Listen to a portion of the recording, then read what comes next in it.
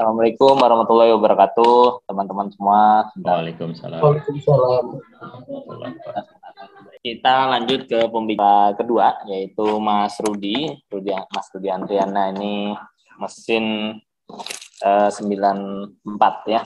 Sebetulnya banyak ini udah mulai rame di Sekre, tapi karena waktu juga sudah mulai ini, mohon izin untuk perkenalannya nanti setelah sesinya Mas Rudi. Mohon izin untuk itu ya. Silahkan Mas Rudi, dipersilahkan. Mas Rudi ini ya seperti kita ketahui bersama, beliau adalah Dewan Pembina. Baik, bismillahirrahmanirrahim. Assalamualaikum warahmatullahi wabarakatuh. Terima kasih Mas warahmatullahi Ruki atas kesempatan yang diberikan. Semoga sehat selalu semuanya, rekan-rekan semua. Alhamdulillah ini pertemuan berapa ya Mas Ruki ya? 8 ya, ke-8. Sebelumnya waktu pertama pertemuan sebenarnya masing-masing udah kenalan ya, tapi kenalan hanya jurusan dan angkatan, kemudian bisnisnya namanya apa. Nah, ini saya terima kasih mendapatkan kesempatan dari Mas Luki untuk sharing.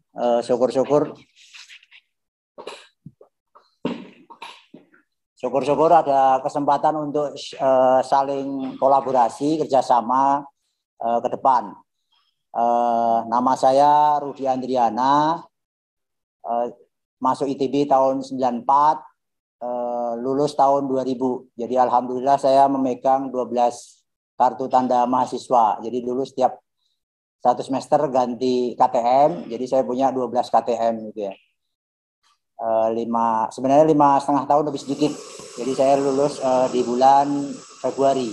Jadi tahun 2000. Kemudian saya kerja tahun 2000 di Bandung sampai 2004 akhir di bidang mold and dies. Jadi saya nyebut perjalanan kehidupan saya sebagai profesi 1.0. Jadi benar-benar saya merasakan menjadi insinyur mesin, gitu ya, di Bandung di Banjaran.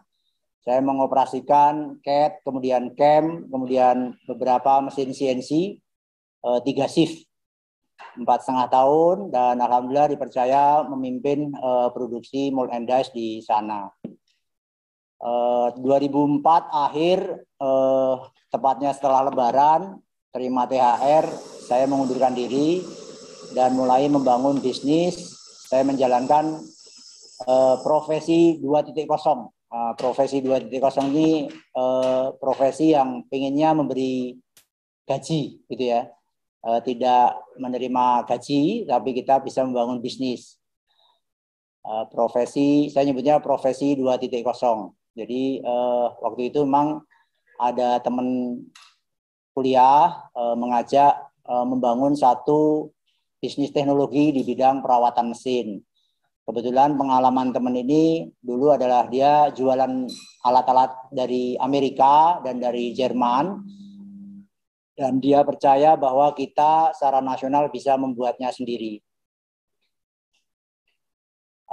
Kemudian jalan bulan Oktober saya ke Jakarta dan mulai terbentuk di 6 bulan kemudian di bulan Maret dengan bendera namanya Daun Biru Engineering, gitu ya.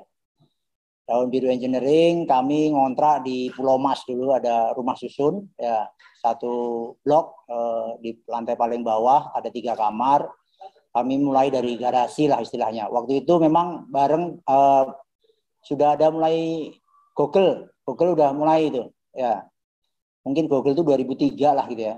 Karena awal-awal kami ikut juga grupnya Jimil Gajah itu, kita mau ngetes itu seberapa besar kekuatan inboxnya Gmail, katanya gratis dan waktu itu 1 giga kalau nggak salah itu. Terus dan sampai sekarang mungkin sudah 15 giga free ya.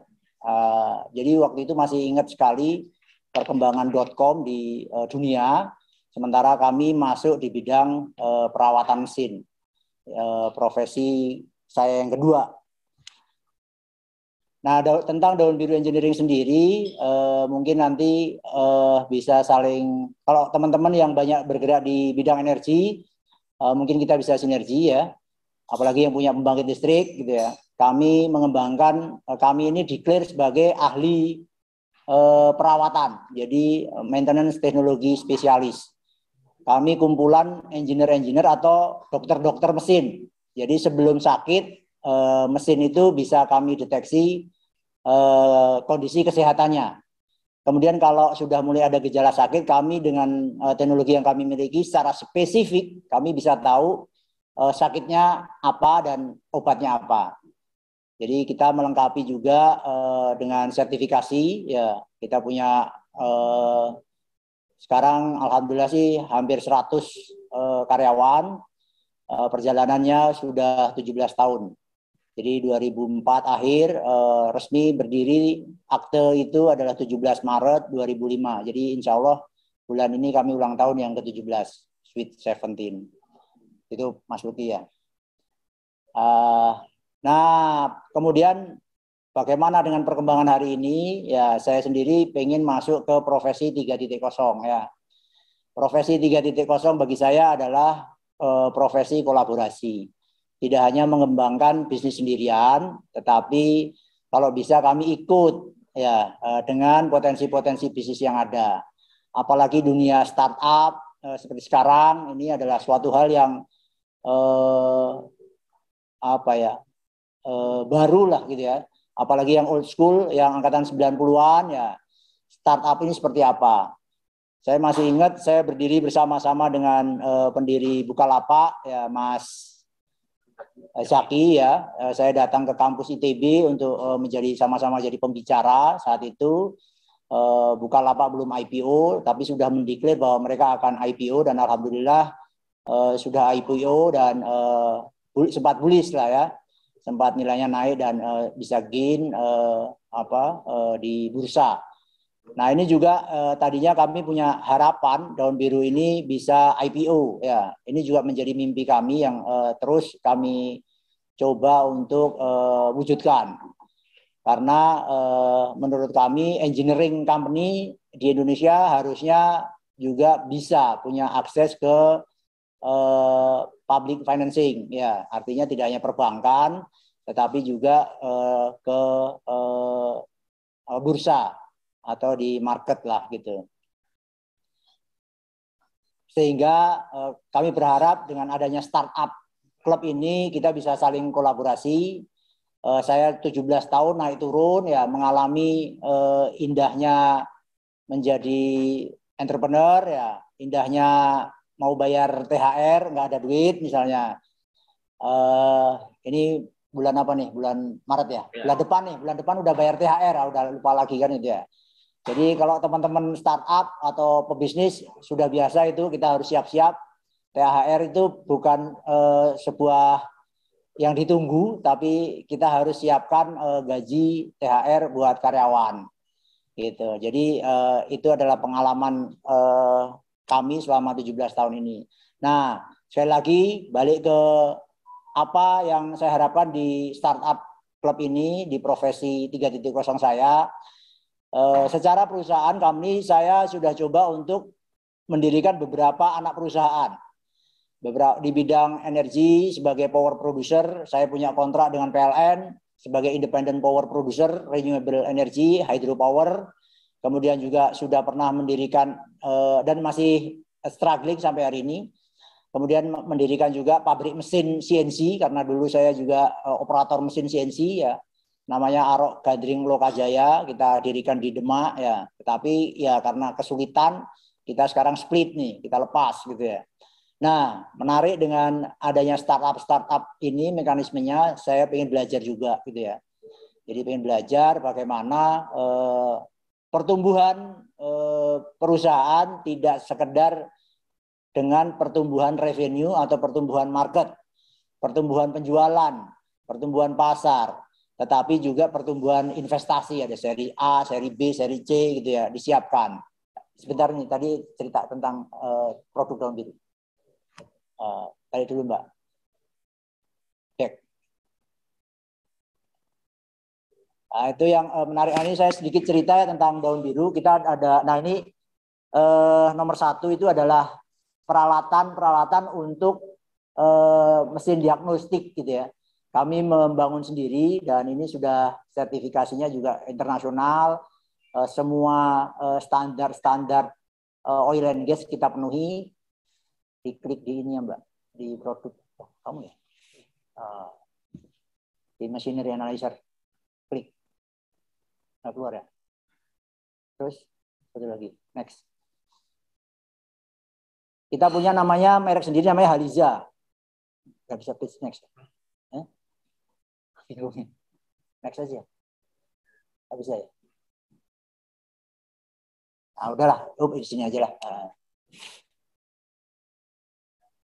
Jadi menyebutnya machinery analyzer, ini data logger, handheld, engineer yang datang. Kemudian sejak 2007 kami mengembangkan online monitoring system. Jadi sebelum ada IoT, kami sudah belajar SCADA, zaman itu sudah banyak SCADA lah ya. Jadi kami mengembangkan produk SCADA sendiri, ya kita nyebutnya belum sampai kontrol, tapi baru sampai monitoring. Nah ternyata di level industri banyak sekali kebutuhan industri yang tidak perlu kontrol, mereka hanya butuh monitoring. Sehingga kami mengembangkan namanya Monita, Online Monitoring System. Kemudian juga kami karena mengembangkan hardware-nya, maka kami harus memiliki juga kekuatan di software-nya. Jadi kita punya production house software sendiri. Jadi kami punya beberapa proyek asset management software, baik itu untuk reliability, untuk analisis dan lain-lain yang bisa kita gunakan untuk teknologi perawatan atau asset maintenance. Apakah itu untuk bikin report, untuk data logger dan seterusnya.